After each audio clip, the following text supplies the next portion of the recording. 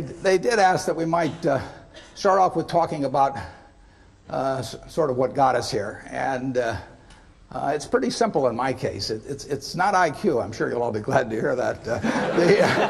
But everybody in this room has more IQ than they need to do my job. The big thing is rationality. And in other words, you know, I always look at IQ and talent as sort of representing the horsepower of the motor, but then in terms of the output, the efficiency with which the motor works, that depends on rationality, because a lot of people start out with 400 horsepower motors and get 100 horsepower of output, and it's way better to have a 200 horsepower motor and get it all into output. And so why do smart people do things that interfere with really getting the output they're entitled to? And it gets into habits, into character, into temperament, and it really gets into behaving in a rational manner. It's not getting in your own way. As I say, everybody here has the ability, absolutely, to do anything I do and much beyond. And some of you will, and some of you won't. But it will. The ones that won't, it will be because you get in your own way. It won't because the world doesn't allow you to. It will be because you don't allow yourself to. So I have one little suggestion for you. Pick out the person in the class that you admire the most, and then write down why you admire them. Put down a list of qualities. You're not to name yourself in this. And then put down the one that, frankly, you could stand the least in the whole group.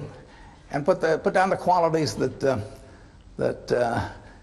turn you off in that person. Then look at that list, and you won't find it's a bunch of things like throwing a football 70 yards or anything of the sort. The qualities of the first one that you admire are qualities that you, with a little practice, can make your own, and which, if practiced, will become habit forming.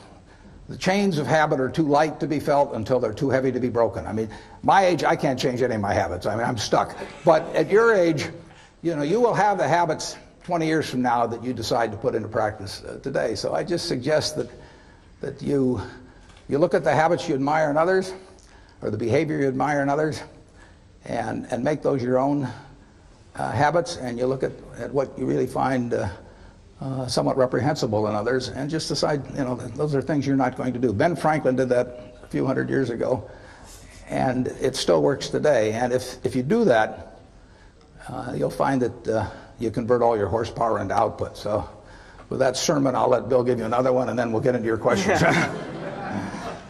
Well, I think Warren's absolutely right about habit.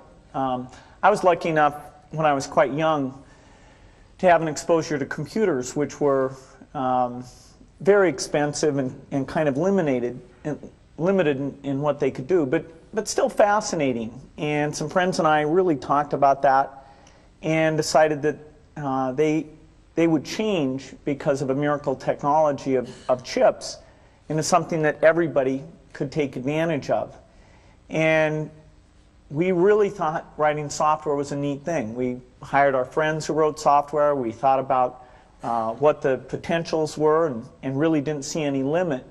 And so that vision of getting our friends together, getting them to work as a team, really seeing what kind of tool this could be, a tool of what we talked about as the information age, where the key thing is magnifying your brain power instead of just your muscle power.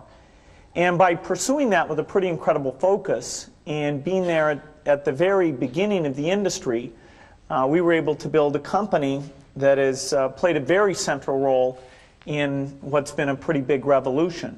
Now, fortunately, the revolution is still at the beginning. It was 23 years ago when we started the company, but there's no doubt that taking the habits we formed and sticking with those, which would be hard to change, the next 23 years are going to give us a lot more potential and maybe even get us pretty close to that original vision, which was a computer on every desk and in every home. And that's a fun thing to be involved with.